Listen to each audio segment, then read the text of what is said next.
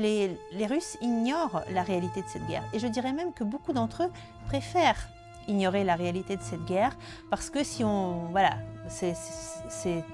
ce serait inacceptable quelque part s'ils avaient vraiment la perception de ce qui, enfin la conscience de ce qui s'y passe. Les Ukrainiens sont épuisés. Je pense qu'il n'y a aucun doute là-dessus. Les Ukrainiens sont affectés et j'ose même pas imaginer après la guerre dans quels états de santé ils vont se retrouver une fois que la pression se relâchera. Chacun d'eux a la conviction que si les Russes arrivent jusqu'à la ville de Kiev ou si un pouvoir pro-russe s'installe à Kiev, ils vont être recherchés, persécutés, voire torturés et assassinés. Et donc en fait, d'une certaine manière, il n'y a pas d'autre choix. Aujourd'hui, je reçois Anna Kolin-Lebedev. Anna est née à Moscou, à la toute fin de l'Union soviétique. Elle a grandi entre deux mondes, entre deux langues, entre deux histoires. Et ce parcours éclaire profondément son regard.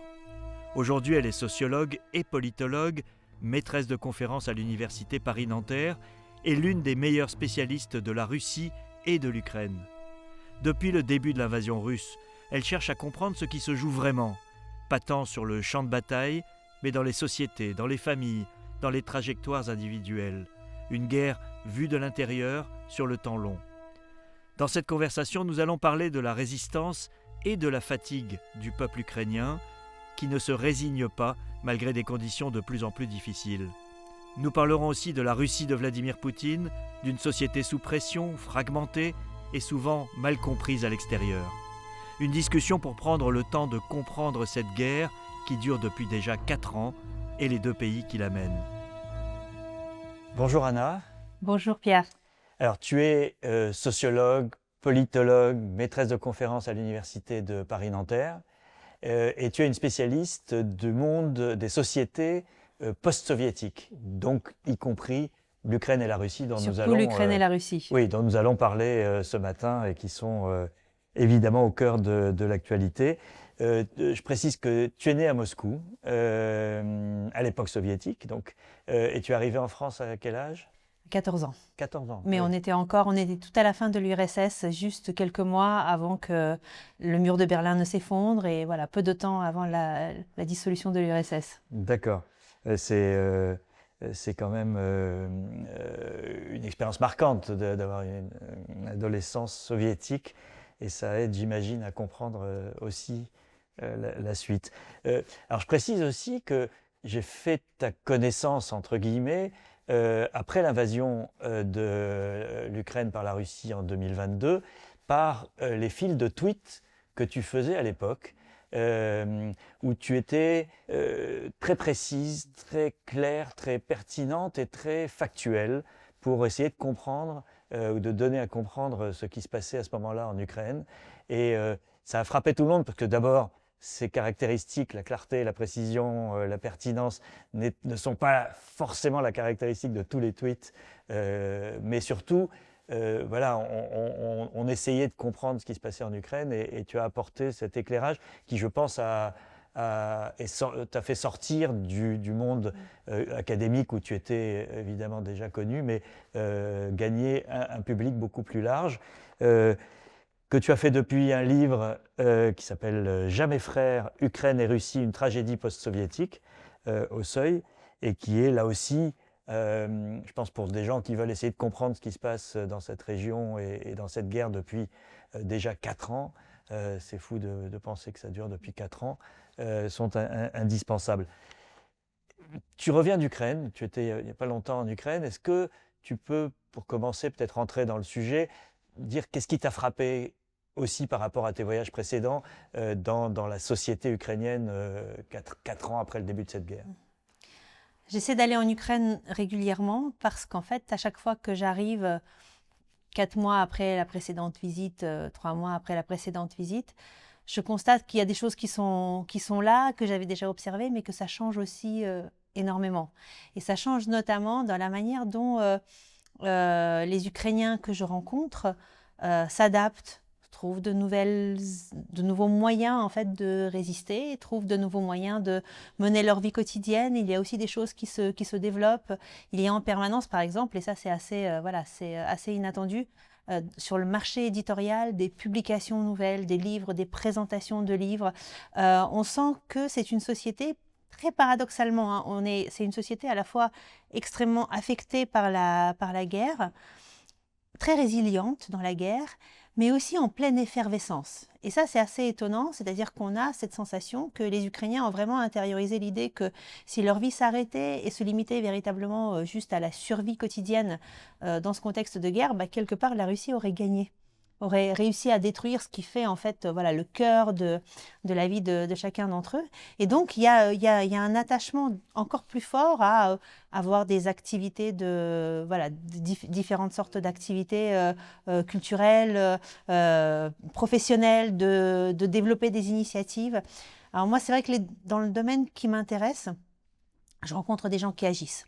Je rencontre les gens qui résistent activement, soit au sein des forces armées, soit au sein de la société civile. Je ne les rencontre pas là où c'est le plus dur, c'est-à-dire au plus près de la ligne de front. En tant que chercheuse, je considère que voilà, je trouve un équilibre et je les rencontre plutôt à l'arrière, dans des villes où c'est beaucoup plus sûr.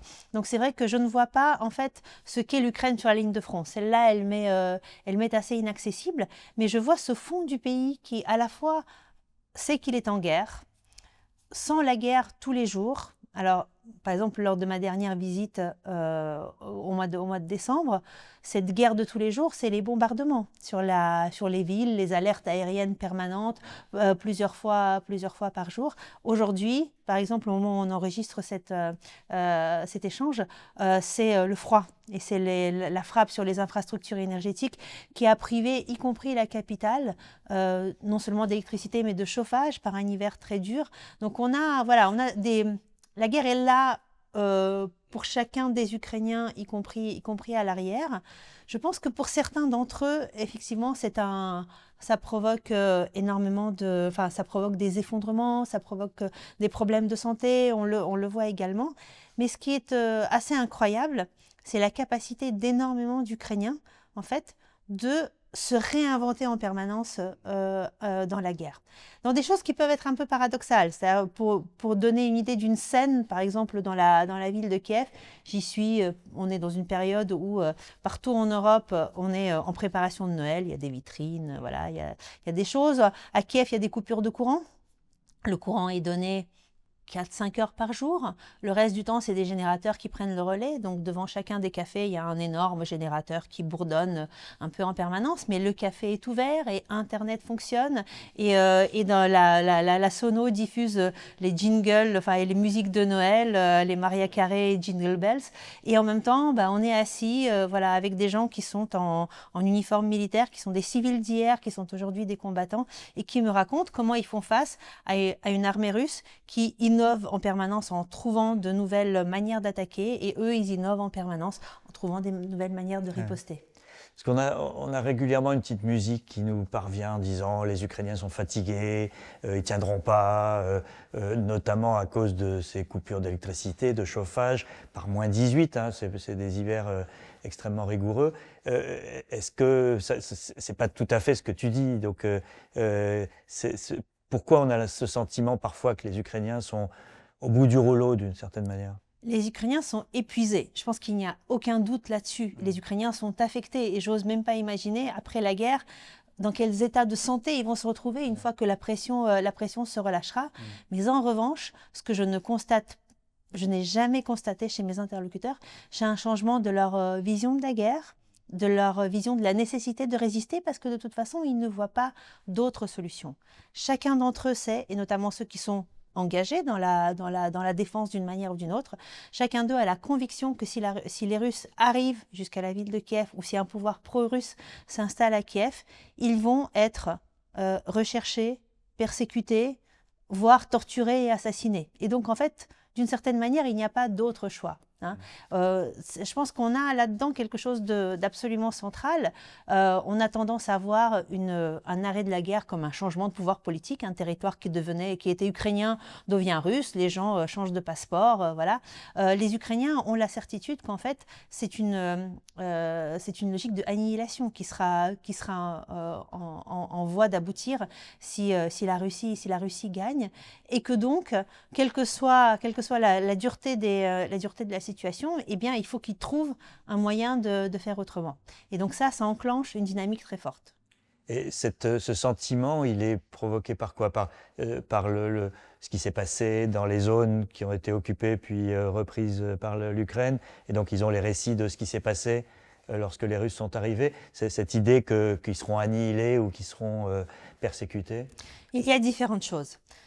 Il y a d'une part le discours du président russe lui-même qui a rendu très clair, notamment à partir de 2021, cette idée que pour lui, l'Ukraine n'existait pas, qu'elle était une partie de la Russie et que donc il fallait d'une certaine manière l'effacer des cartes politiques et ne la garder que sur les cartes géographiques.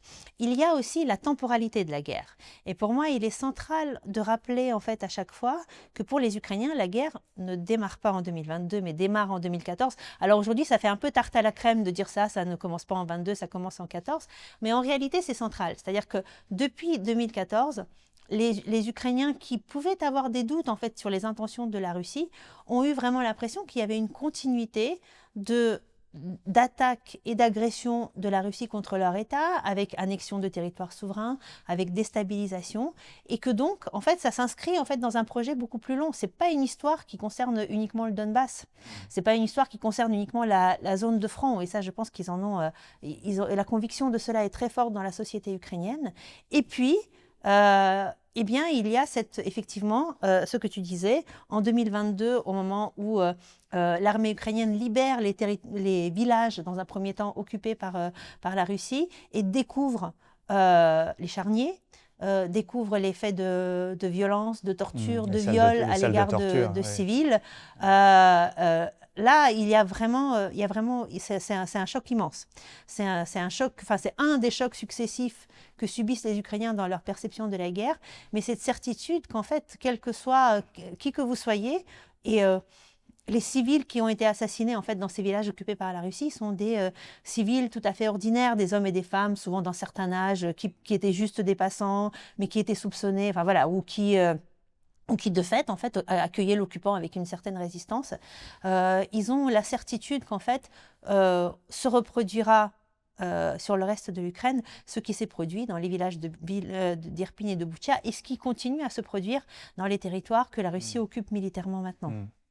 Plus l'affaire des enfants disparus, emmenés en Russie, qui est quand même assez traumatisante, je pense, non? Oui, il y a bien évidemment cette idée. Alors, le kidnapping d'enfants ou le fait de sortir un peu de gré ou de force ou sous le mensonge des enfants d'Ukraine et de ne jamais les faire revenir, ça consolide les Ukrainiens dans leur perception de quelque chose qui n'était pas du tout une idée largement partagée, par exemple, sur la période 2014-2022, mais qui depuis 2022 est partagée, l'idée que la Russie a des intentions génocidaires à l'égard de l'Ukraine. Et bien évidemment, voilà, quand on a face à soi quelqu'un que l'on pense animé d'une volonté de génocide, fatigue ou pas fatigue, épuisement ou pas épuisement, ça joue énormément. C'est une lutte existentielle et pas simplement pour un bout de territoire. Exactement. Et puis, il y a autre chose. En fait, quand je fais un cours où je dois parler de cette guerre qui déroule depuis 2022, je commence par montrer à mes étudiants cette petite infographie animée sur le site du Monde, la guerre en Ukraine en carte. Et il y a une carte, je pense que tout le monde a vu des cartes comme ça, avec les évolutions des gains territoriaux de l'armée russe, de l'armée ukrainienne, les évolutions de la ligne de front animée mois par mois. Et très vite, en fait, à partir de 2023 certainement, on a ce très faible mouvement de la ligne du front, qui en fait, vu de chez nous, c'est souvent interprété comme un enlisement, comme accompagné d'attrition, mais en tout cas, on a cette sensation qu'il ne se passe pas grand-chose. Or, en fait, pour les Ukrainiens, cette stabilité de la ligne de front est perçue comme un immense motif de fierté. C'est-à-dire qu'eux, ils ont la sensation, non pas qu'ils perdent, parce que la Russie avance 500 mètres par 500 mètres, mais qu'ils continuent à résister, et qu'ils continuent à résister avec avec efficacité, parce qu'ils font face à une armée qui y met de plus en plus de ressources, à la fois en hommes et à la fois en armes. Et donc, il n'y a pas du tout cette sensation que l'Ukraine est en train de lâcher du terrain, mais au contraire que le miracle de la résistance est quelque chose une idée qui circule beaucoup dans la société ukrainienne. Oui, qui a du mal à transparaître ici, effectivement, où on a une interprétation de cette situation à la fois militaire et psychologique ou politique complètement différente. Et parmi les choses qui font les gros titres ici, il y a les histoires de corruption. On a parlé pas mal récemment des changements à la tête du gouvernement, enfin de l'État ukrainien, y compris dans l'entourage immédiat de Volodymyr Zelensky. Comment c'est perçu là-bas? Est-ce que ça pèse sur à la fois le moral ou la détermination des gens?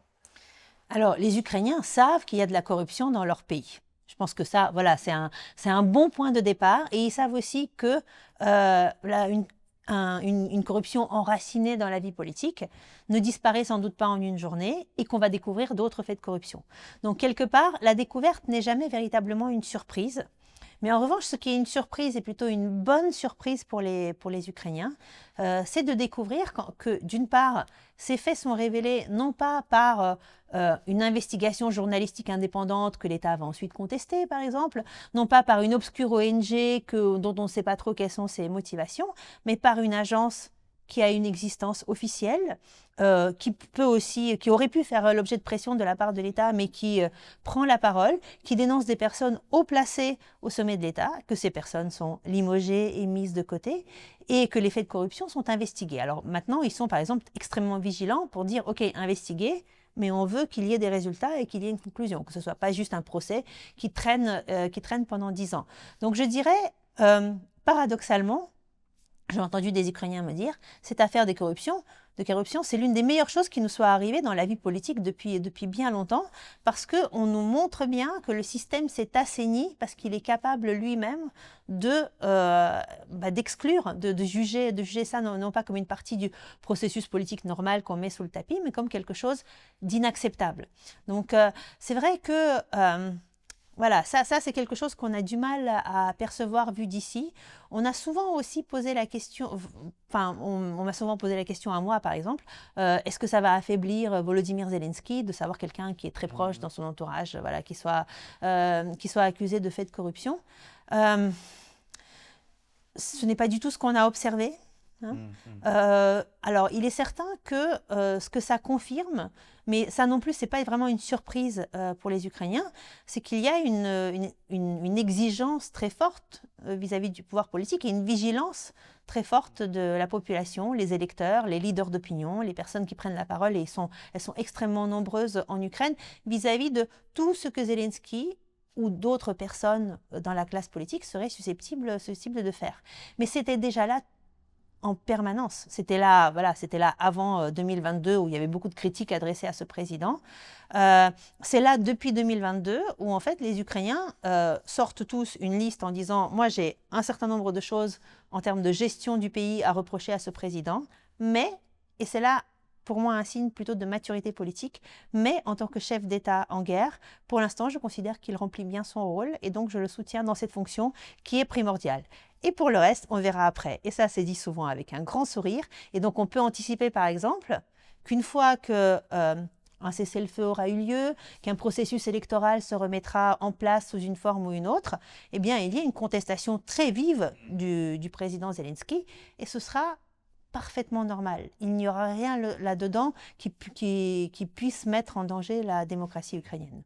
C'est ça, c'est parce qu'on entend, y compris Trump, qui a répété, je pense, ce que Poutine lui a dit au téléphone, mais que Zelensky, son mandat s'était terminé, qu'il était un usurpateur, qu'il n'avait pas de raison de rester au pouvoir parce qu'il n'y avait pas eu de nouvelle élection. Venant de Poutine, c'est assez drôle, mais c'est pas le sentiment que donnent les Ukrainiens eux-mêmes. Ils sont pas dans cette contestation de la légitimité de Zelensky, mais simplement on réglera les comptes de ce qu'on peut lui reprocher après le conflit, c'est ça? C'est exactement ça. C'est-à-dire que tous sont conscients à la fois du contexte législatif qui fait que non, les élections juridiquement ne peuvent pas se tenir sous la loi martiale et en temps de guerre. Donc il n'y a absolument aucune contestation de ça. Les Ukrainiens sont aussi convaincus que d'un point de vue pratique, les élections sont très très difficile à mener actuellement pour tout un tas de raisons.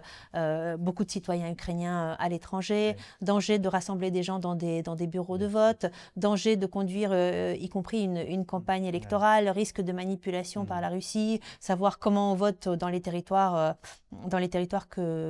proches de la ligne de front, le vote des combattants, enfin tout un tas de choses. Mais parmi les gens que je rencontre, il y a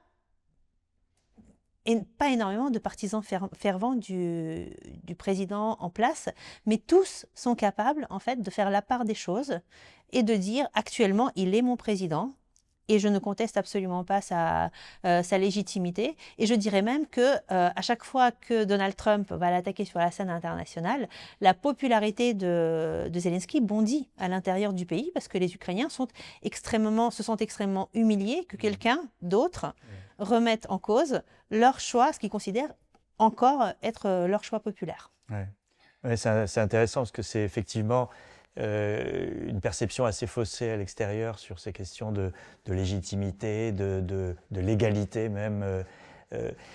Quel regard portent les Ukrainiens sur le monde extérieur, sur nous, sur l'Europe, sur les États-Unis 4 ans de guerre, cette aide qui a toujours été avec un coup de retard sur le type d'armement nécessaire, cette incapacité à donner à l'Ukraine aujourd'hui les moyens de se protéger efficacement ou plus largement contre les drones ou les missiles russes qui provoquent quand même des dégâts considérables.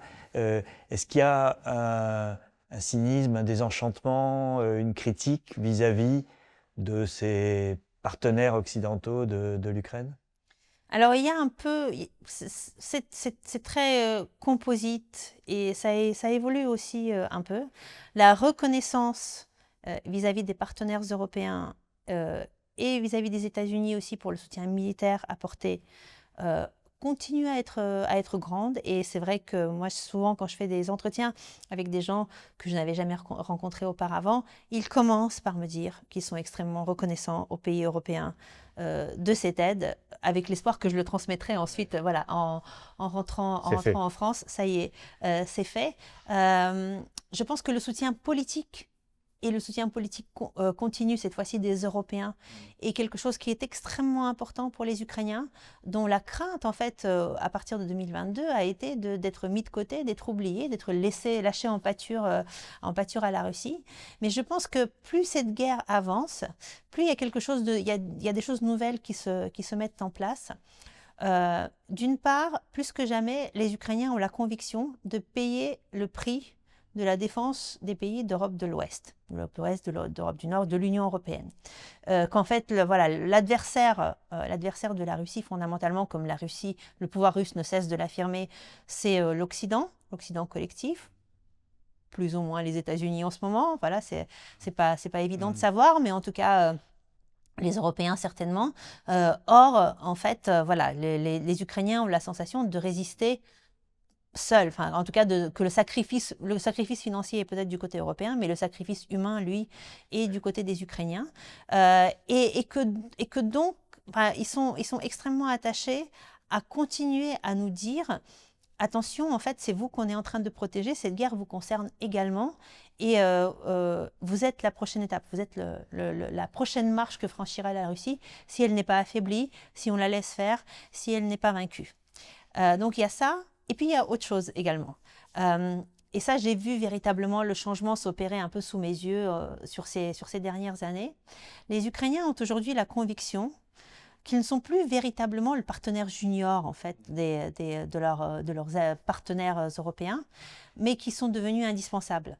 Ils sont devenus indispensables à la fois par l'état de leurs forces armées, aguerries, nombreuses, avec une expérience combattante, avec une connaissance de l'ennemi, qui sont devenus indispensables également en termes de innovation militaire. Les drones. Les drones en sont un exemple, mais ce n'est qu'un des exemples. Qu'en fait, ils sont en train de tester et d'expérimenter aujourd'hui tout un tas de choses que nos pays n'ont pas expérimentées. Et moi, je l'observe par exemple sur les questions de recrutement de combattants, formation de combattants, où là aussi, en fait, ça innove énormément parce que cette société ukrainienne est comme les nôtres, elle a été démilitarisée avec des citoyens qui ne pensaient pas avoir à conduire une guerre. Et comment fait-on en fait dans cette société-là pour mobiliser les gens? Ils innovent dans ce sens-là. Et donc, je dirais, ils cherchent à avoir non seulement un droit d'entrée, un ticket d'entrée, ce qui était un peu le cas à partir de 2022, mais une place. Une place, en fait, dans cette architecture de sécurité européenne que nous sommes en train de penser et d'imaginer, et une place qui ne serait pas marginale. On sent dans nos sociétés d'Europe de l'Ouest une certaine réticence à voir entrer l'Ukraine. On entend des gens qui disent « Ah, mais l'agriculture ukrainienne va tuer notre agriculture, ils ne seront pas au niveau, etc. » Toi qui vas régulièrement en Ukraine, qu'est-ce que tu peux dire aux Européens de l'Ouest sur l'apport que l'Ukraine fera à la construction européenne? Je crois que l'Ukraine a déjà transformé la construction européenne, notamment quand on voit la manière dont les institutions s'ajustent aujourd'hui, la vitesse à laquelle l'Ukraine avance en fait dans son processus de candidature. Alors certes, on est voilà, dans quelque chose qui est très transformé par la guerre, mais je pense que un pays comme l'Ukraine pourra apporter à l'Union européenne une sorte d'énergie de ce projet de construction, de sens. Hein, parce que dans cette guerre, en fait, l'Europe a regagné du sens. Du sens, également des prérogatives, cette idée qu'il y a quelque chose, la défense doit se discuter aussi au sein des institutions européennes, a émergé dans le cadre de cette guerre. Et je pense que les Ukrainiens, par leur conviction que l'Europe, ce n'est pas avant tout des régulations, des marchés, etc., mais que c'est avant tout une sorte de projet commun, y compris de projet de résistance commune, va peut-être réussir ce qui était compliqué ces dernières années, réussir à colmater un certain nombre de divisions. Hein, par exemple, on a vu sur les dernières décennies à quel point les pays récemment entrés, pourtant, les pays d'Europe centrale et orientale, bien, avaient des sentiments qui n'étaient pas forcément des sentiments pro-européens, ne comprenaient bien l'avantage financier d'être là, mais ne voyaient pas le supplément de commun que cela apporte. J'imagine qu'avec l'Ukraine, c'est un nouveau récit européen qui va émerger. Ouais, si on passe à la Russie, parce qu'il y a évidemment deux côtés à cette histoire, qu'est-ce qu'on sait de ce que vit et de ce que pense la société russe par rapport à cette guerre? Je te remercie de poser la question de cette manière-là. Qu'est-ce qu'on sait? Parce qu'en réalité, là où on a une différence fondamentale, c'est qu'en Russie, il est extrêmement compliqué aujourd'hui d'aller creuser et de comprendre l'attitude des Russes face à la guerre. Par exemple, pour quelqu'un comme moi, je peux aller faire des enquêtes en Ukraine, alors dans des conditions de sécurité qui sont...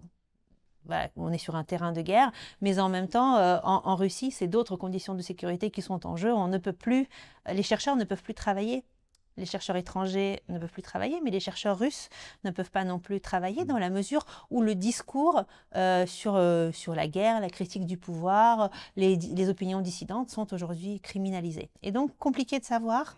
Et la tentation est très grande, en fait, et je pense que nous tombons dedans, voilà, nous cédons à cette tentation assez régulièrement. La tentation est très grande de revenir à des grilles de lecture qui nous étaient familières à l'époque soviétique. C'est-à-dire de voir un pouvoir omniscient, omnipuissant sur sa société, qui connaît sa société et qui la maîtrise également, et une société qui cède soit par la répression, soit par le consentement, mais qui est plutôt atomisée, où les individus voilà, sont à la merci des institutions étatiques, en négligeant en fait tout ce qui compose de corps intermédiaires, cercles d'intérêt, clans, pourquoi pas, différences régionales, etc. Donc on a vraiment tendance aujourd'hui à revoir une sorte d'union soviétique bis et de reproduire nos grilles de lecture de la guerre froide. Par exemple, l'une des choses qui me choque pas mal aujourd'hui dans le débat public, c'est à quel point on se laisse aller à la facilité de dire que la Russie est un État totalitaire. Le totalitarisme n'est pas une version hard de l'autoritarisme. Hein, ce n'est pas juste de l'autoritarisme plus. C'est tout à fait une autre forme d'État où on postule que l'État contrôle jusqu'aux moindres interstices de la vie individuelle. C'est absolument pas ça que l'on observe en Russie à travers les informations que nous arrivons à glaner. On a une société où certes la répression est extrêmement importante, mais une société où il y a plusieurs pôles de pouvoir. Alors certes, le Kremlin il joue un rôle central, mais il navigue aussi à travers les contraintes de ces différents pôles, les milieux des affaires d'un côté, alors certes les forces de l'ordre de l'autre, mais c'est un peu plus compliqué que ça. En réalité, c'est pas du tout un clan uniforme comme on aurait tendance à l'imaginer. Les régions avec leurs propres contraintes, avec les contacts des hommes politiques avec la population, les différentes classes sociales qui pèsent plus ou moins en fait sur la prise de décision. Donc en fait, on est sur des choses qui, si on commençait à les expliquer, on commencerait par notre phrase par « c'est compliqué ». Et bien évidemment, personne n'aime les explications qui commencent par « c'est compliqué » ou « c'est nuancé » ou « il faut prendre une heure pour le dire ». Mais je pense que nous avons plus que jamais besoin de le faire. Nous avons plus que jamais besoin de dire, en fait, les attitudes par rapport à cette guerre, elles vont être variables. Elles vont être variables en fonction des groupes que l'on regarde, mais aussi en fonction des choix que vont faire les personnes ordinaires, des choix que vont faire les milieux des affaires, des choix que vont faire les élites politiques dans les circonstances qui leur sont offertes. Alors là, je n'ai rien dit. C'est sûr que j'ai répondu, j'ai fait un espèce de grand préambule. Déjà, tu nous as dit qu'il ne faut pas regarder ça comme un tout qui serait uniforme et avec une seule vision de la situation. C'est déjà un premier pas. Si on rentre un peu plus dans le détail, qu'est-ce que ça donne comme attitude par rapport à la guerre, par rapport aussi au fait d'aller dans l'armée, par exemple. Qui va dans l'armée aujourd'hui? On voit qu'il y a des pertes colossales qui sont 2 fois supérieures côté russe que côté ukrainien, d'après des chiffres, des évaluations qui valent ce qu'elles valent. Je ne sais pas si elles sont très fiables, mais on parle d'1 200 000 morts, blessés et disparus côté russe contre 600 000 côté ukrainien. C'est impressionnant comme chiffre, malgré tout, même à la taille de la Russie. D'où viennent ces soldats? Comment se fait le recrutement? Est-ce qu'il y a une différence entre les grandes villes et on a beaucoup parlé au début des minorités de Sibérie, etc., qui étaient surreprésentées dans l'armée? Est-ce qu'on en sait un peu plus? Est-ce qu'on arrive à suivre cette dimension-là du conflit? Alors celle-là, on arrive à suivre parce qu'on a des sources et des informations. Et c'est effectivement un très bon indicateur. Déjà, premier indicateur, ce que ce recrutement militaire n'est pas et comment il ne se fait pas. Il ne se fait pas par élan patriotique. Et ça, je pense qu'il est extrêmement important de le souligner. Alors, en 2022, il va y avoir un certain nombre de personnes qui vont s'engager et signer un contrat avec l'armée parce qu'ils sont convaincus, effectivement, qu'il y a une énorme menace, que l'Occident est sur le point 2, que l'Ukraine est sur le point 2, qui se laissent prendre par ce discours d'État et de propagande, mais ils sont en tout petit nombre. L'armée russe aujourd'hui compte également un certain nombre de soldats initialement, ils étaient entre 250 et 300 000. Aujourd'hui, ils sont beaucoup moins parce qu'il y a eu des pertes humaines aussi dans ce groupe-là, qui ont été mobilisés de force. C'est-à-dire que c'est des civils à qui un ordre de mobilisation est arrivé et qui, du jour au lendemain, ont été embarqués sur le front. Ça a duré vraiment très peu de temps, entre septembre 2022 et novembre 2022. Mais on a cette catégorie qui n'a pas choisi la guerre et qui va sur le front. Tous les autres, non, pas tous les autres, mais une grande partie des autres ont choisi de partir au front. Et l'argument pour lequel on ne choisit pas de partir au front, c'est l'argument patriotique. Si on regarde les affiches, par exemple, que les gens prennent en photo, et donc on a un certain nombre de témoignages dans différentes régions de Russie, des affiches appelant les Russes à s'engager dans l'armée pour partir au front. Aucune ne parle de la défense de son pays. Aucune ne parle de la nécessité de protéger la Russie d'une agression extérieure. De quoi parle-t-on? On parle, des sommes que les personnes engagées vont toucher et qui continuent à paraître exorbitantes, très importantes par rapport au salaire moyen dans la région où résident ces personnes. Ça, c'est la première chose. Et la deuxième chose, un statut valorisant dans la société, un statut professionnel valorisant dans la société, et puis de manière générale une stature, le respect dont on fera l'objet. Donc en fait, les gens qui s'engagent aujourd'hui dans l'armée russe s'engagent pour des raisons non pas collectives, non pas au sens d'un élan collectif parce qu'ils ont écouté la propagande, mais pour des raisons individuelles, de réussite personnelle d'une certaine manière ou familiale. Et donc ça trace les contours complètement du groupe qui est concerné, à savoir l'essentiel des personnes qui signent un contrat aujourd'hui représentent les parties les plus fragiles économiquement, notamment de la Russie. Donc, ils vont être surreprésentés dans les régions les plus pauvres par rapport aux grandes villes, mais il y a aussi des gens des grandes villes qui sont en situation de précarité qui partent. Il va y avoir aussi une surreprésentation d'une certaine classe d'âge. Les cadras, grosso modo les cadras qui arrivent à un moment dans leur vie personnelle ou professionnelle où il y a sans doute une difficulté familiale dans la vie de couple, où il y a une situation de chômage ou d'emploi mal payé et qui voient une certaine chance de repartir. Donc en fait, voilà, aujourd'hui l'armée russe c'est ça, et ces gens-là partent souvent avec une très faible information sur ce qui les attend.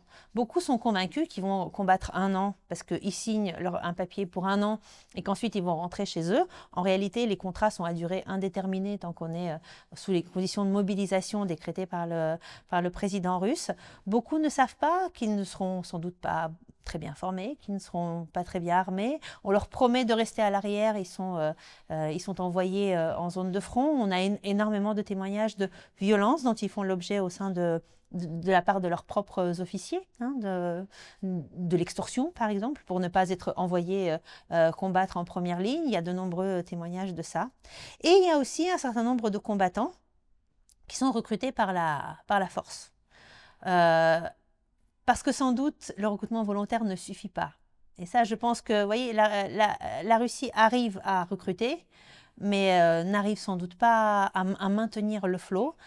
Il continue à y avoir des recrutements dans les colonies pénitentiaires, même si maintenant, en fait, elles commencent à être vidées. Donc, le recrutement est en amont, c'est-à-dire que quelqu'un qui va être poursuivi pour un crime ou un délit quelconque, eh bien, le juge d'instruction lui dira, voilà, si tu signes un contrat, en fait, on efface tout et c'est comme si rien ne s'était passé. Il y a des étudiants sur qui on fait pression, en fait, pour partir à l'armée, notamment, par exemple, s'ils ratent leurs examens. L'étudiant qui rate son examen reçoit une convocation immédiatement pour s'engager. Et vous avez également les jeunes qui font leur service militaire, qui en fait, dès qu'ils arrivent dans leur garnison, souvent on les force, parfois on le fait sous la contrainte, parfois c'est juste sous la pression du groupe, mais en tout cas, ils sont amenés en fait à signer très vite un contrat et de devenir des combattants sous contrat qui partent combattre. Donc tout ça, et la Russie arrive à remplir ses rangs à ce jour. Elle ne les remplit pas de personnes compétentes et formées. Elle ne les remplit pas forcément de combattants motivés, en fait, pour continuer la guerre. Est-ce qu'ils sont informés par des canaux divers de la vraie situation sur le front, aussi du fait qu'ils servent un peu de chair à canon pour gagner les quelques centaines de mètres dont on parlait tout à l'heure à un prix humain très élevé. Les bilans quotidiens de perte de l'armée russe sont impressionnants. Je pense que l'une des choses que le pouvoir poutinien a réussi à faire, c'est à fractionner l'accès à l'information. Il n'est pas impossible d'accéder à cette information-là aujourd'hui en Russie, mais il faut vraiment la chercher. Il faut la chercher sur des chaînes Telegram, il faut la chercher sur des sites d'opposition, il faut installer des VPN pour accéder à ces sites qui ne sont plus disponibles en Russie.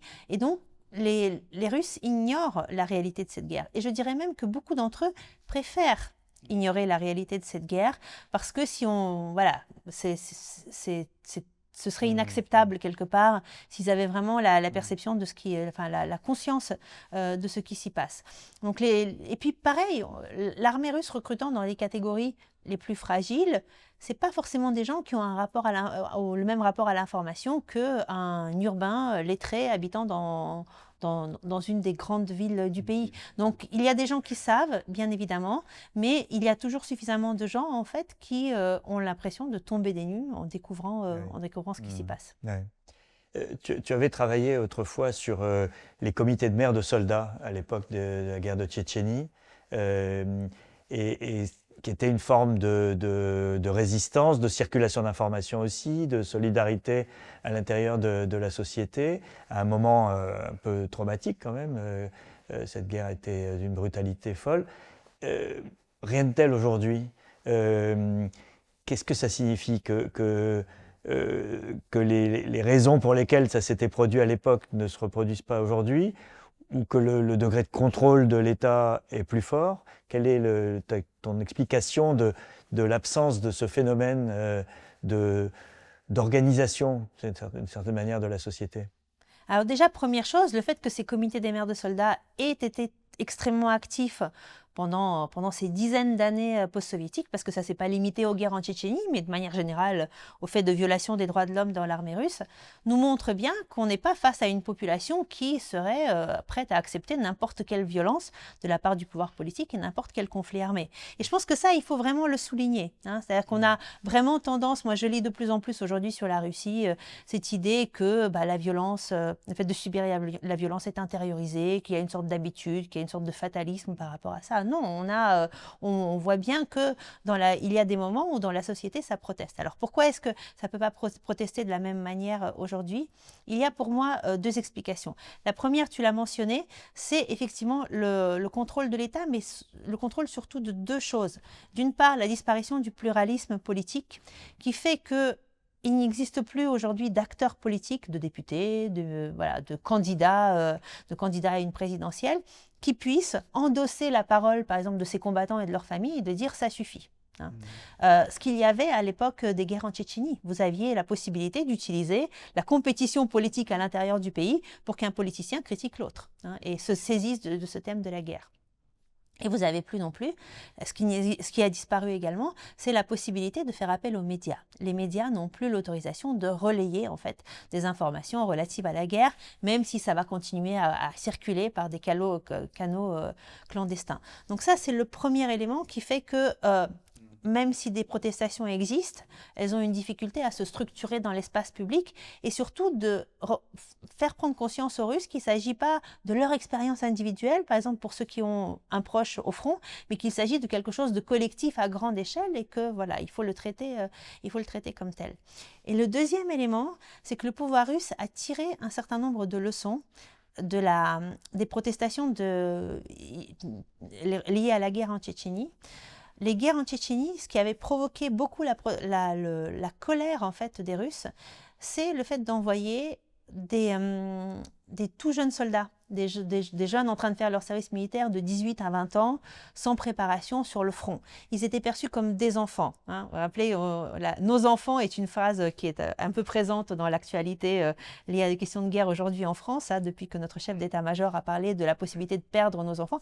Les Russes, quand on leur dit nos enfants, et quand on parle d'enfants de 18 à 20 ans, ils ont ce même mouvement quasiment viscéral de protestation. Mais aujourd'hui, justement, le pouvoir russe choisit, notamment lorsqu'il envoie des tout jeunes de 18 à 20 ans faire la guerre, il fait bien attention à ce qu'ils aient signé un contrat. Et une fois qu'ils ont signé un contrat, ils deviennent des mercenaires. Ils deviennent des mercenaires qui touchent beaucoup d'argent. Donc, ce qu'ils vont provoquer, c'est d'une part de la jalousie. Et d'autre part, ce commentaire des Russes en disant ils ont fait leur choix. Ce sont des hommes adultes qui ont choisi. Et donc, aujourd'hui, ce qui se passe, c'est que la sympathie de la société à l'égard des combattants est beaucoup moindre qu'elle n'a été pendant les guerres en Tchétchénie. Il y a sans doute de la jalousie pour certains, mais il y a surtout cette idée que ce ne sont pas vraiment des victimes de leur État, mais des personnes qui ont choisi cette voie. Mais malgré tout, la guerre a une conséquence, y compris sur la vie civile. L'économie de guerre est très présente.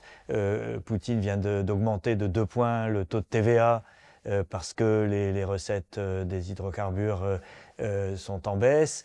Ça ne génère pas de grogne par rapport à cette guerre qui s'éternise? De la grogne, il y en a en permanence. Et les Russes ne se permettent pas de grogner sur des sujets politiques, c'est-à-dire qu'ils ne vont pas grogner sur la guerre qui ponctionne leur économie, qui ponctionne par exemple les prestations sociales, etc. Mais ils vont grogner sur la baisse de qualité, sur les coupures de chauffage, sur la hausse des prix, énormément sur la hausse de prix. Et le pouvoir cherche à composer avec ça. C'est-à-dire que là, une fois de plus, on n'est pas face à un pouvoir qui peut choisir, adopter n'importe quelle politique sans anticiper de réaction. Le pouvoir russe cherche à distribuer, enfin, c'est surtout la méthode poutinienne en fait depuis son arrivée au pouvoir. Il y a la question de la répression et il y a la question il y a l'outil de la redistribution. Il va redistribuer des ressources, augmenter un certain nombre de prestations, favoriser des milieux d'affaires avec des contrats juteux qu'il leur propose, de commandes publiques liées à la guerre, en cherchant à avoir leur allégeance, augmenter un certain nombre de salaires. Tout ça, ça se fait d'une certaine manière, peut-être pas à crédit, mais en tout cas en diminuant en permanence les capacités d'action de l'État russe. Donc il y aura bien, il est certain que voilà, la dynamique est plutôt celle qui amène à un appauvrissement de l'État russe. Combien de temps est-ce qu'il sera capable de payer encore ses soldes faramineuses aux combattants? Et pire encore, si cessez-le-feu il y a et que ces combattants reviennent à la vie civile, combien seront-ils payés? Moi, mon hypothèse est qu'ils vont toucher leur pension pour invalidité qui est totalement de l'argent de poche comparé à ce qu'ils touchaient sur la zone de front. Ça provoquera de l'insatisfaction et il va bien falloir que l'État gère. Je dirais que la Russie est en train de... Le pouvoir russe est en train de pratiquer une sorte de fuite en avant en refusant de regarder tous les problèmes qui se poseront avec certitude. Nous le savons, nous identifions déjà les problèmes qui se poseront le jour où une signature est apposée sur un papier et où il faut démobiliser les combattants et faire revenir le pays dans une situation, on va dire, plus normale et plus ordinaire. Oui, c'est ce que tu écris sur ton blog, que Poutine, d'une certaine manière, a besoin de la guerre perpétuelle, le coût de la guerre est moins important que le coût de la paix. C'est ce que tu as écrit. Alors, il y a un coût aujourd'hui, c'est certain, pour le pouvoir russe, du retour à la paix, qu'on sait important. Et en même temps, la guerre coûte de plus en plus cher à ce pouvoir. Les ressources sont de plus en plus difficiles à obtenir pour cette guerre, à la fois parce que les revenus tirés de l'exportation des hydrocarbures ne sont plus ce qu'ils étaient, parce que les réserves s'épuisent, parce que les stocks d'armement qui sont reconditionnés au fur et à mesure s'épuisent également, que les capacités de l'industrie n'augmentent pas. Enfin, il y a plein de choses, que l'attitude de la population ne s'améliore pas vis-à-vis de la guerre.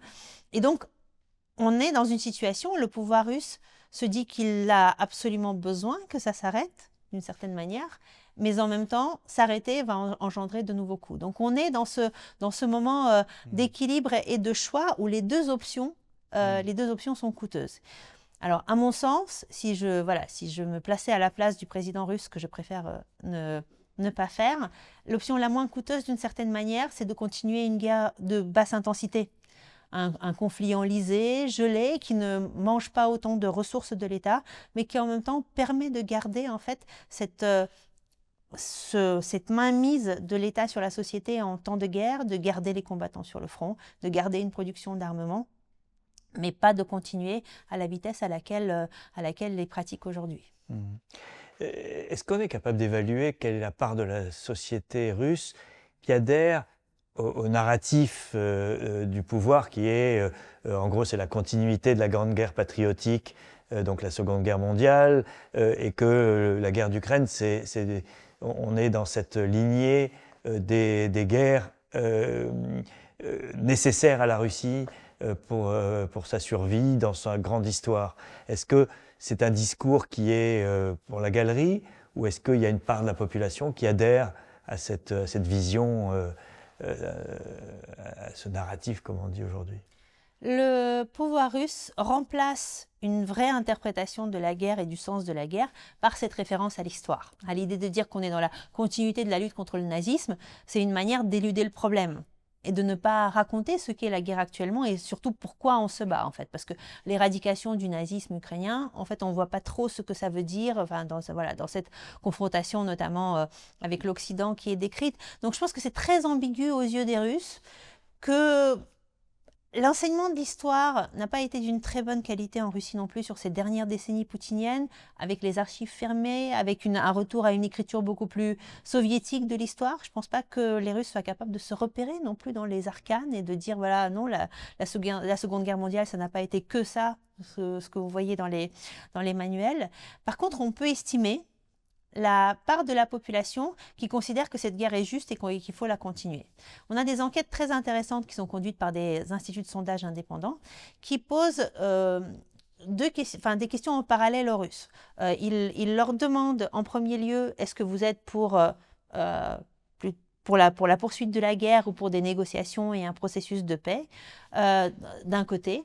Et d'un autre côté, ils leur posent la question de leurs priorités. Est-ce que les priorités notamment de la politique de l'État et des budgets de l'État, en leur demandant, pensez-vous que ce qui est prioritaire aujourd'hui, c'est investir dans la guerre et continuer à combattre, ou ce qui est prioritaire aujourd'hui, c'est investir dans les politiques sociales et les politiques de développement du pays. Et en fait, en croisant les réponses aux deux questions, ils arrivent à un taux qui ne se modifie pas beaucoup depuis le début de la guerre, à peu près une vingtaine un petit peu moins de 20% de la population russe, qui sont à la fois pour la poursuite de la guerre et convaincus que les dépenses de guerre sont prioritaires. Donc là, on est dans le cœur en fait du soutien. C'est pas beaucoup. Alors, ce qui est intéressant, c'est qu'il y en a à peu près autant qui sont résolument contre la guerre, qui sont pour l'arrêt des combats tout de suite et pour la priorité vers le développement du pays. Ils sont aussi une vingtaine de pourcents. En fait, tout le reste, une grosse majorité de la population, eh bien, sont ceux qui, alors à la fois ne savent pas trop comment se positionner par rapport à ça, mais parmi ceux-là, un grand nombre répondent à une autre question intelligente qui est posée. On leur pose la question, si demain Vladimir Poutine décidait d'arrêter la guerre sans avoir atteint ses objectifs, le soutiendriez-vous dans cette initiative? Et là, il y a une immense majorité de Russes, les 3/4 à peu près, qui disent oui, qui sont prêts à le soutenir. Donc ils sont là, ce ventre mou, c'est-à-dire qu'ils ne vont pas avoir forcément une opinion très tranchée sur la nature justifiée ou justifiée de la guerre, etc. Mais si ça s'arrête, mon Dieu, pour le fait que ça s'arrête. Mais ils ne s'engageront pas pour pousser à ce que ça s'arrête. Parce que il y a eu quelques procès intéressants depuis le début de la guerre en Russie, notamment il y avait ce réseau Vesna, qui signifie printemps, et qui étaient des jeunes qui ont été jugés pour leur opposition à la guerre, assimilés à une forme de terrorisme, ce qui est incroyable. Il y a ces adolescents dont on a parlé récemment, qui passaient en procès avec l'intention de s'attaquer à des centres de recrutement de l'armée. Là, ce sont des actes individuels qui sont pas représentatifs d'un mouvement plus large de la société? Non, nous sommes dans ces 20% de personnes qui sont très activement opposées à la guerre et qui font les statistiques de la criminalité. On a des chiffres très amusants aujourd'hui, enfin amusants, on s'amuse comme on peut, aujourd'hui en Russie, qui disent qu'il y a une augmentation très conséquente du nombre de crimes graves dans la société russe. Alors, une lecture superficielle serait de dire « Ah, c'est peut-être les gens qui retournent du front, peut-être une montée de violence ». Non, en fait, l'essentiel de ces crimes graves qui font les statistiques, c'est ce qui est qualifié de atteinte à la sécurité du pays, espionnage, actes terroristes, c'est-à-dire tous ces gens qui s'opposent en fait à la politique menée par le pouvoir russe. Et puis surtout, en fait, je pense que la Russie n'a rien d'exceptionnel à cet égard, c'est-à-dire que dans beaucoup de contextes, la population arrive à suivre un moment de protestataire à partir du moment où un leader d'opinion, ou un activiste, ou un acteur en fait connu prend l'initiative de porter le coup de la protestation, montre qu'une option existe, qu'une alternative existe et qu'elle est crédible. Et je pense que voilà, le jour où en Russie, on voit émerger ce type d'acteur, qui ne sera pas forcément un opposant qui va tout de suite dénoncer le poutinisme, mais qui sera peut-être quelqu'un qui dira bah, écoutez, là, il faut qu'on pense nos plaies. Il faut on a besoin de se refaire. Il n'est pas impossible que les gens qui aujourd'hui en fait ne prennent pas la parole parce qu'ils n'agissent pas parce qu'ils ne voient pas comment agir et ils ne voient pas pour qui prendre la parole, suivraient en fait ce type d'acteur. On serait surpris à mon avis de voir à quel point, surpris et en même temps c'est tellement ordinaire de voir à quel point on peut avoir un retournement et des personnes qui apparaissaient très pro-poutiniennes à un moment apparaîtront très anti-poutinienne si le contexte change. Ouais. Après, j'imagine que le pouvoir doit être assez attentif à empêcher l'émergence de personnes comme ça. Bon, on a vu comment ça s'est passé avec Alexei Navalny, qui est mort en prison, et la disparition de toute opposition politique, un tant soit peu crédible dans le pays. Donc si des personnages comme ça émergeaient, j'imagine que la répression serait impitoyable, comme elle l'est vis-à-vis des jeunes dont je parlais tout à l'heure. N'oublions pas qu'on a un pouvoir vieillissant. Il est vieillissant parce qu'à sa tête, ça vieillit. Vladimir Poutine ne rajeunit pas. Il a dépassé l'espérance de vie d'un Russe de sa génération. Alors, il risque de vivre, certes, longtemps parce qu'il a l'air d'avoir des activités physiques et des projets avec le président chinois de vie éternelle. Voilà. Mais autour de lui aussi, le premier cercle, en fait, la tête du pays, a à peu près le même âge. On est sur cette moyenne d'âge des personnes qui sont des septuagénaires et qui vont en fait assez rapidement sortir du jeu les uns après les autres. Et je dirais cette petite tectonique des plaques qui aura l'air de pas grand-chose peut en réalité provoquer des séismes importants dans la classe politique russe, notamment parce qu'il y a précisément des acteurs plus jeunes qui auront envie de remplir le vide, de se mettre au sommet du pouvoir. Les équilibres vont changer et parfois, en fait, c'est pas tant l'émergence d'un opposant qui fait quelque chose, c'est plutôt l'émergence d'un fidèle, mais qui veut être vizir à la place du vizir, le vizir étant en fin de parcours. Alors, on parlait tout à l'heure de la vision qu'ont les Ukrainiens de Volodymyr Zelensky. Comment peut-on évaluer l'opinion que les Russes ont de Vladimir Poutine? Et il est là depuis un quart de siècle, puisqu'il est arrivé comme Premier ministre en 2000. Il y a eu la petite éclipse où il a interverti avec Medvedev pour respecter la Constitution, mais il est au pouvoir depuis un quart de siècle quand même. Donc, est-ce qu'il y a une usure? Est-ce que c'est le tsar auquel on s'est habitué? Quel est le regard que portent les Russes sur ce président? Alors déjà, le terme de tsar, qu'on a tout de suite, on utilise volontiers, oui, je pense, en France. Culturalisme. J'ai confirmé ça avec tous mes interlocuteurs russes. Personne n'a jamais appelé Poutine tsar à l'intérieur de la Russie. C'est vraiment pas, c'est pas la référence. C'est pas la référence pour les Russes. C'est pas du tout la référence pour les Russes. Et si c'était la référence, ce serait plutôt une référence négative. Tsar est plutôt un truc péjoratif en fait dans la perception de la population. Mais pour répondre peut-être un peu plus, sur le fond de la question, là aussi on a des enquêtes très intéressantes sur le sujet. Où ça a été fait à l'occasion de la dernière réélection de Vladimir Poutine, où les instituts de sondage indépendants ont posé aux Russes la question, enfin deux questions. D'une part, pour qui vous apprêtez-vous à voter? Et là, il y avait un grand nombre de Russes qui s'apprêtaient à voter pour Poutine. Et d'autre part, deux questions. Quelle serait la position de votre candidat idéal sur tel sujet de société, tel sujet politique, telle préoccupation sociale, etc. Et pensez-vous que Vladimir Poutine, une fois élu, mettra en place cette politique? Et donc, en fait, les Russes votent pour Poutine, sachant qu'il ne correspond pas à ce que seraient leurs aspirations en termes de politique à mettre en place, y compris de politique sociale et de gestion du pays, et qui sont convaincus qu'il ne le fera pas. Donc là, c'est là qu'on voit en fait toute la force du décalage. On peut avoir différentes explications de ça. L'une des explications, c'est précisément cette perception d'une absence d'alternative. Qui est un succès du poutinisme, de faire penser les Russes que si ce n'est pas Poutine, eh bien, qui est-ce que ce serait? On ne voit pas de personne, émerger. C'est Poutine à défaut de quelqu'un d'autre.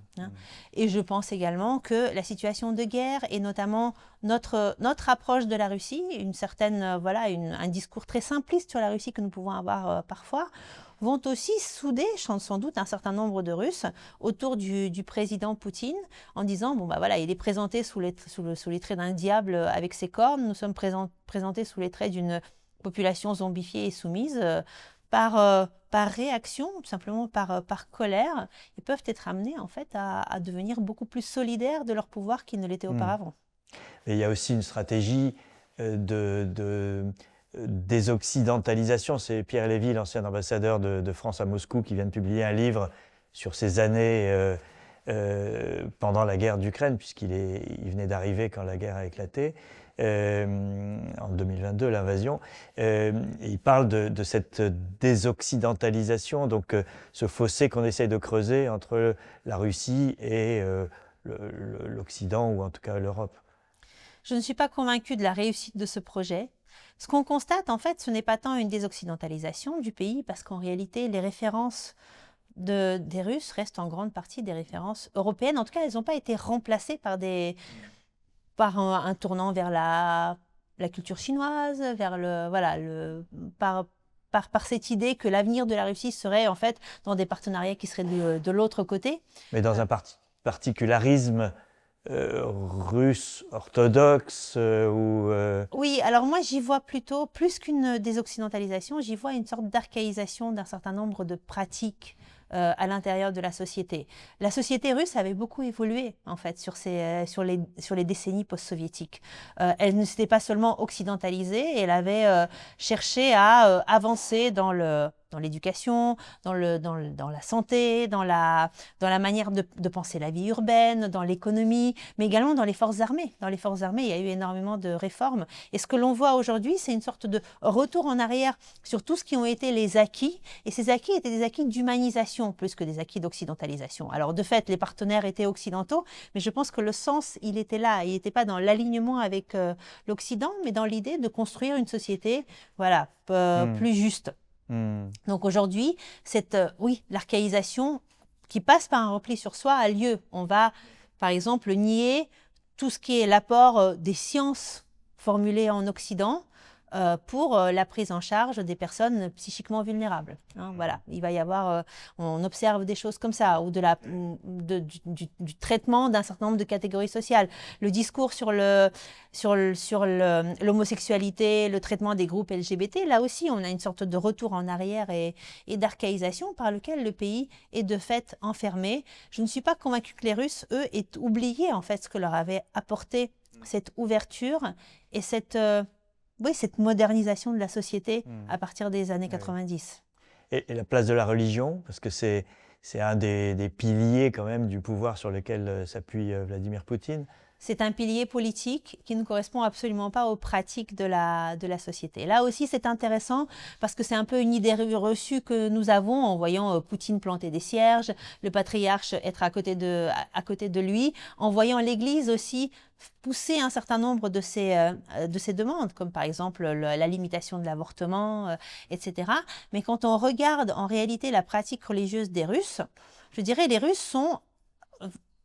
J'ai pas exactement les chiffres pour la France, mais on estime aujourd'hui que parmi les 80% des Russes qui vont se déclarer, par exemple, orthodoxes appartenant à l'orthodoxie, ils sont peut-être 2% à avoir une pratique religieuse régulière, 4% à avoir une pratique religieuse occasionnelle.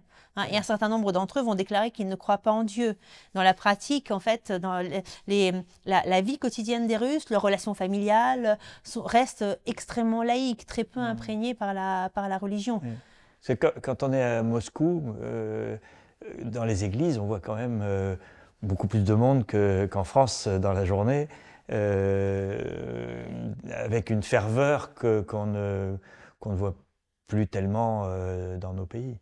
Ça correspond à un certain nombre de personnes, à une génération, mais aussi une certaine recherche du symbolique qui elle, est véritablement là. Mais en Russie, par exemple, vous avez énormément de ces églises que vous voyez en passant en voiture ou en transport en commun, qui sont belles, qui sont clinquantes. On se dit la religion se porte bien, mais en fait, elles sont toujours fermées à clé parce qu'il n'y a ni prêtre, ni paroisse, surtout ni paroisse en fait.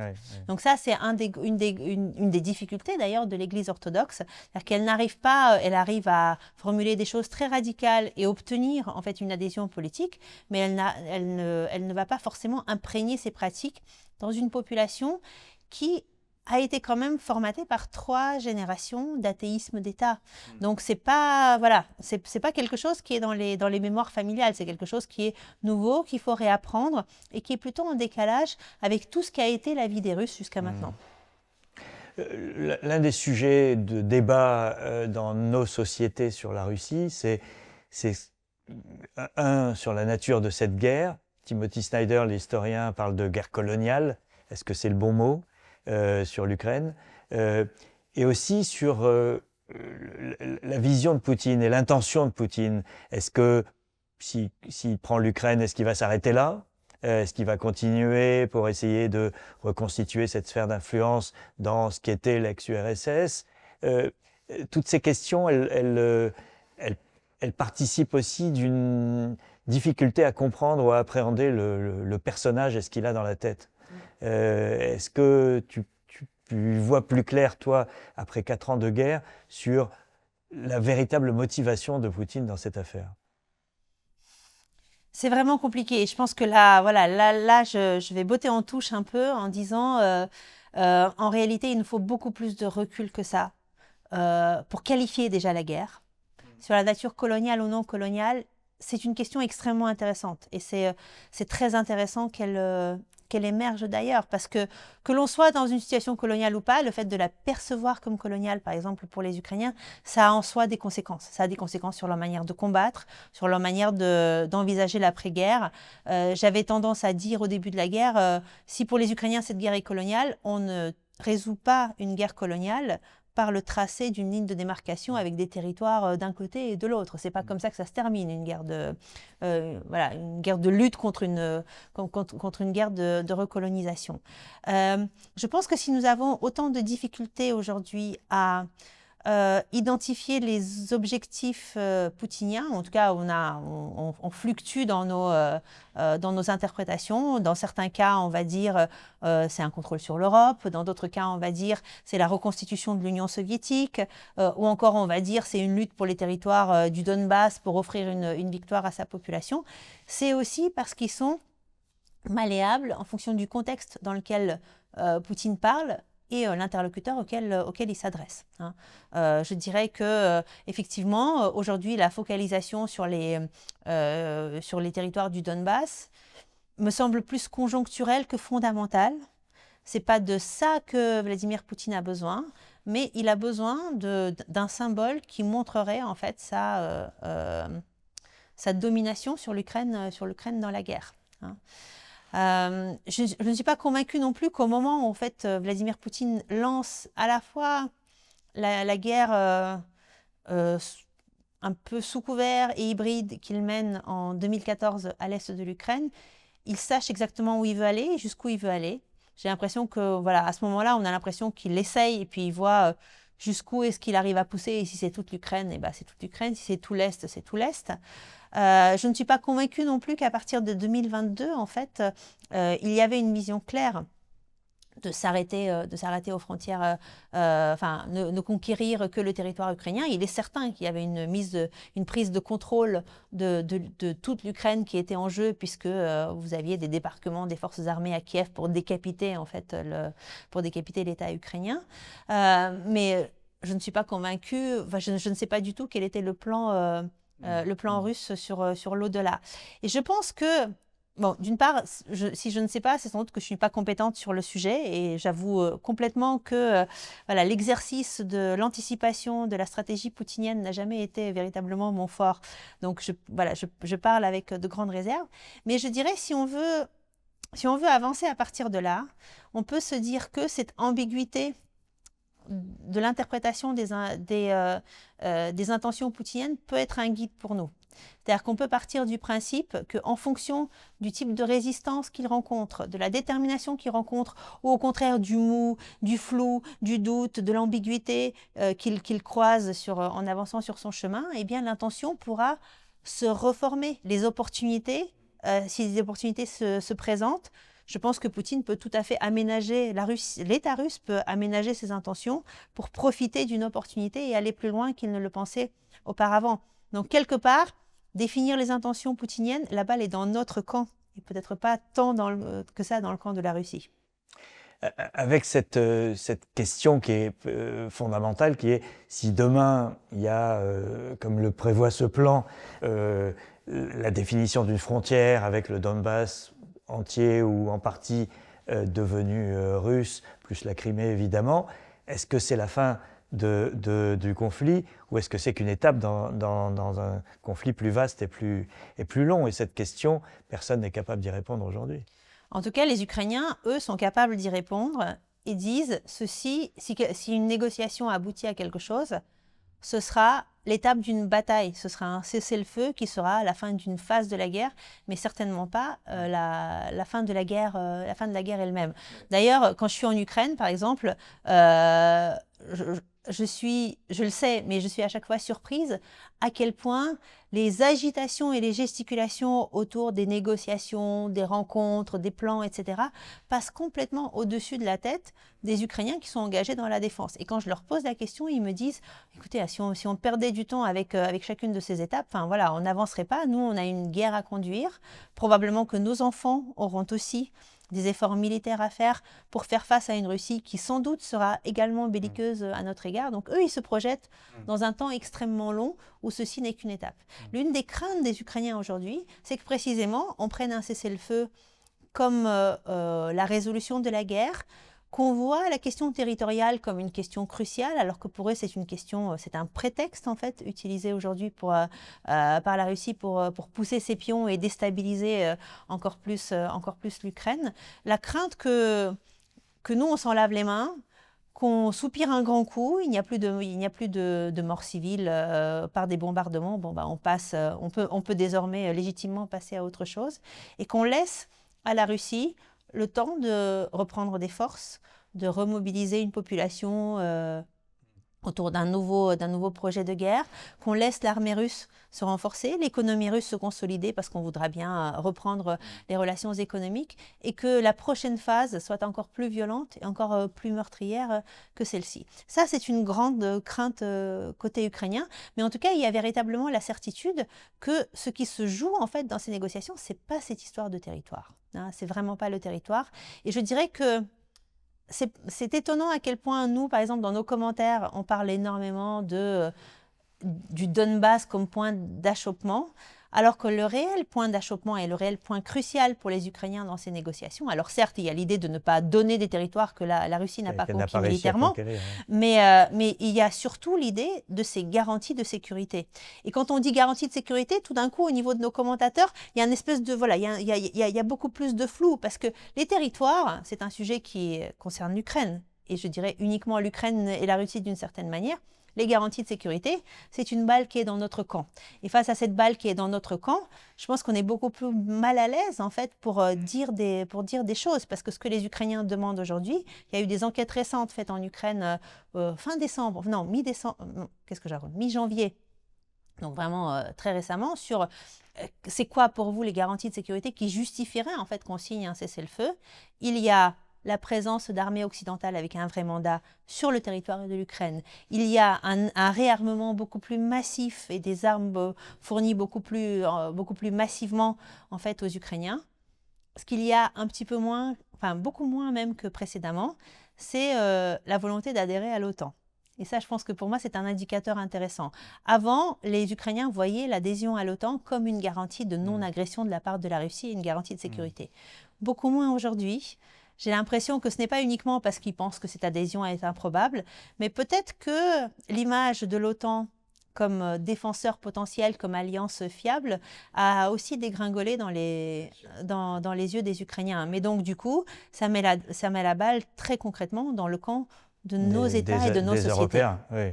Est-ce qu'on est capable de s'engager sur ces garanties de sécurité d'une manière plus crédible qu'on l'a fait au cours des 4 ans dans le soutien qui a été parfois fluctuant avec l'Ukraine. Et avec les sacrifices que cela demande, et qui, une fois de plus, les Ukrainiens me le répètent les uns après les autres, qui sont des sacrifices que les États européens feraient non pas pour l'Ukraine, mais pour eux-mêmes, pour résister à une menace qui leur est adressée. Est-ce qu'on se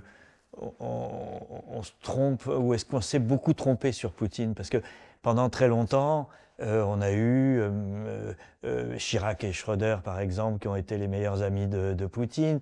Merkel a cru qu'elle allait, avec les accords sur le gaz, etc., qu'elle allait amadouer la Russie. On a eu cette illusion aussi en France avec Sarkozy à un moment, qui a cru qu'il pouvait faire affaire. Est-ce qu'il y a eu une illusion Poutine et est-ce qu'elle peut encore revenir ou survivre à cette guerre? Je pense qu'il y a une illusion qui peut complètement être réhabilitée à la fin de la guerre. Alors, Vladimir Poutine, je pense que voilà, ça m'étonnerait qu'il, mis à part un certain nombre de leaders mondiaux qui lui serrent la main et qui l'invitent dans des sommets, je pense que côté européen, mis à part une fois de plus certains leaders, son image est définitivement ternie.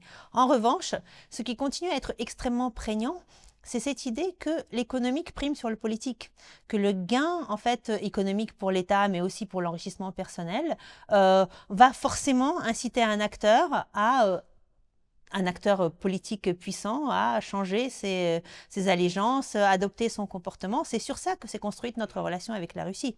Sur cette idée que l'interdépendance mutuelle, l'argent tiré de la vente de des produits, notamment des hydrocarbures que la Russie commercialise, eh bien, pacifierait nos relations avec la Russie. Je pense que cette idée-là a volé en éclats et ça a été là notre grande surprise de 2022, que la Russie renonce en fait à tout ce pactole qui était tiré de ces relations. Et cette idée-là, on risque de la voir revenir relativement vite en cas de cessez-le-feu, en disant, bon, allez, on va réétablir des relations économiques avec ce pays parce que nous, ça nous coûtera moins cher, ce sera pratique et peut-être qu'on va recréer de l'interdépendance économique. Je crois qu'il ne faut pas qu'on refasse la même erreur une deuxième fois. Alors, c'est Trump, c'est dans le discours de Trump. Lui, il veut absolument qu'on tourne la page de cette guerre pour nouer des relations économiques avec la Russie. Je n'ai pas l'impression qu'en Europe, on soit trop tenté de... Les entreprises européennes ont beaucoup perdu quand même en quittant la Russie. Oui, alors là, je sors un peu de mon domaine de compétences, donc je vais peut-être dire des grosses bêtises, mais effectivement, il y a un coût du retour et il y a une confiance qui ne sera sans doute pas rétablie aussi vite dans les milieux des affaires. Mais je pense que la volonté de normalisation sera là. Elle ne s'appuiera pas sur l'idée qu'il faut reparler avec Poutine, mais aussi sur cette idée que voilà, il faut retisser du lien avec ce voisin. Alors, il est certain que dans ce qu'on peut envisager comme une phase de cessez-le-feu, et là je ne parle pas d'après-guerre, il y a une relation avec la Russie à construire. Ça va être la partie la plus délicate, parce que effectivement, isoler encore plus la Russie qu'elle ne l'est maintenant, c'est laisser à Poutine une chance de prouver à sa population que l'Occident est hostile, que l'Europe est contre eux, qu'il n'y a plus aucun avenir européen pour les enfants russes. Hein. Et ça, ce serait extrêmement dangereux politiquement pour la suite. Peut-être une question personnelle. Dans ton livre, tu racontes que quand tu étais à l'école à Moscou, tu chantais « Qu'il est grand mon pays natal ».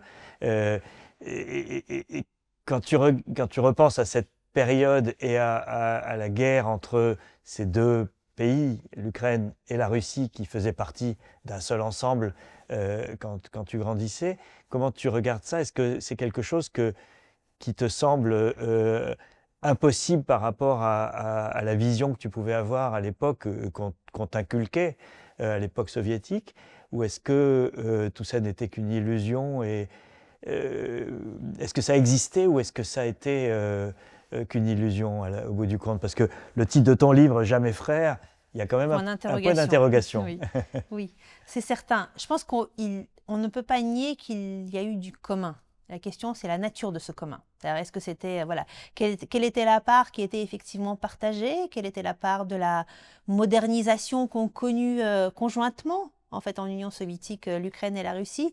Quelle est la part de ce qui s'est noué, en fait, entre les deux sociétés?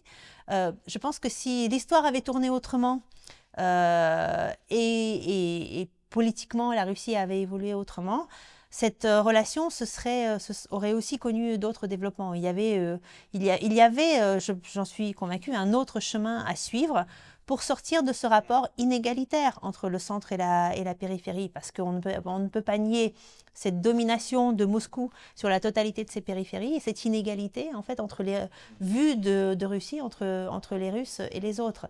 Mais la relation était déjà en train de se recréer.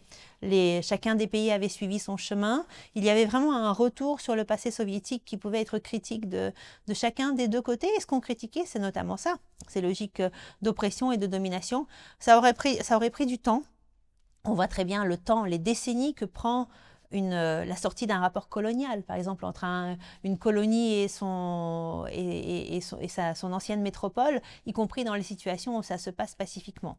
Aujourd'hui, je pense, il nous faudra plusieurs générations pour pouvoir ne serait-ce que reparler de ce commun, de reparler de ce qu'il y avait dans l'expérience soviétique, d'une part qui n'était pas forcément à jeter, mais où aussi, en fait, il y avait sans doute chez certains Ukrainiens la sensation d'appartenir à un collectif beaucoup plus global, une éducation voilà, dans laquelle ils se sont aussi lancés. Leur participation, après tout, aux instances du pouvoir soviétique, car les Ukrainiens ont quand même grandement contribué, ne serait-ce que par des hommes, hein, à la survie et au développement de ce régime. Mais je pense qu'aujourd'hui, on ne peut pas, c'est pas le bon moment pour régler ces comptes-là. C'est pas le bon moment pour s'offusquer que des statues à des poètes russes soient déboulonnées dans les villes ukrainiennes. Je pense que dans cette situation de guerre, des discours plus radicaux se développent, d'un côté comme de l'autre. Et l'opposition russe à Poutine n'est pas exempte de cette sorte de radicalité, de position où elles se sont humiliées par le rejet de tout ce qui est russe par les Ukrainiens. Le sujet est douloureux. La plaie est ouverte. Je pense que ce n'est pas notre génération qui la refermera. Hein. Il va falloir que la guerre soit terminée depuis un moment pour qu'on puisse revenir à cette histoire. Merci beaucoup. Merci beaucoup, Pierre.